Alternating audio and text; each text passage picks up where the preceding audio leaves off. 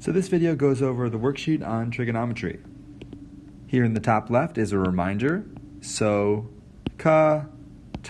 So if you remember SOHCAHTOA, you won't need it, but here it is in visual form. 1 through 6 involve these two triangles on the right. This symbol here is called theta. It just means the missing angle, or the unknown angle. And if I remember SOHCAHTOA, I can fill in the ratios here and the corresponding side lengths here. Since we are relative to this angle here, the adjacent one is 24, the opposite one is 7, and across from 90 is always my hypotenuse. So given this angle C, 4 is considered adjacent. I'll just label them like that, opposite, adjacent, and hypotenuse. And my 3 ratios are as follows. So long as you're in degree mode and not radian mode, this is just pressing a few buttons. And do you know how to round? I'm rounding to the nearest tenth here. And remember, these ratios, or these values, are actually ratios of corresponding side length. So out of tan 55, if it's 1.4, that means that if you compare the opposite and adjacent sides, one of them is 1.4 times as big as the other. 13 involves an adjacent side and a hypotenuse, so we're going to use cosine. If I set up my ratio like this, I solve for k, I plug it into my calculator, and I round, I get 74.8. No hypotenuse for number 14. I have opposite and adjacent, so I'm going to use tangent. So if I multiply 1.5 times tangent 68 in my calculator, the distance y is 3.7 after I round it. So which one uses hypotenuse and opposite?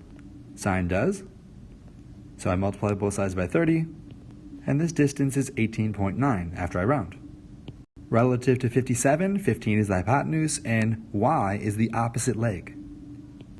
This distance is 12.6. 17, relative to 35 degrees, I have a hypotenuse and an adjacent side, so I'm going to use cosine. If I round, I get 9.8.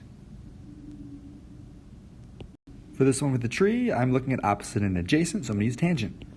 This distance turns out to be 48.8 after I round.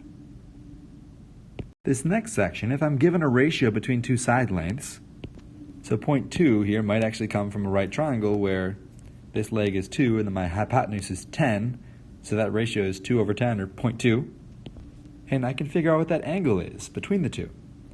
So when I take the inverse cosine, I'm pressing the blue second button before cos, and I punch in 0.2, enter, and I round to the nearest tenth. Here's the next 3.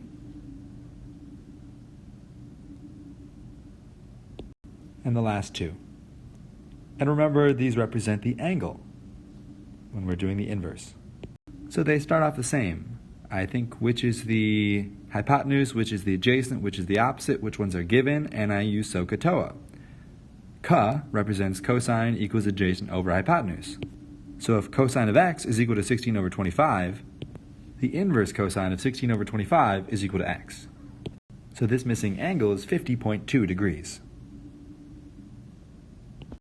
And here with a 30, 60, 90 triangle, we'll notice the double relationship between across from 30 and across from the hypotenuse.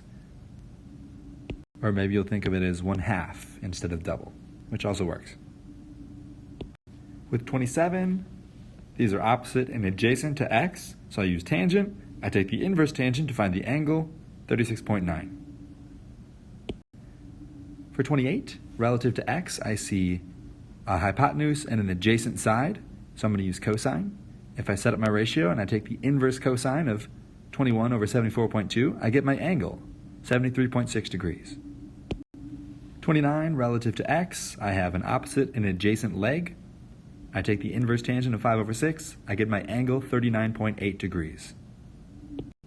Last one, relative to x, I have the opposite and the hypotenuse, so I'm going to use sine. If you take the inverse sine of 45 over 50, you get your angle 64.2 degrees.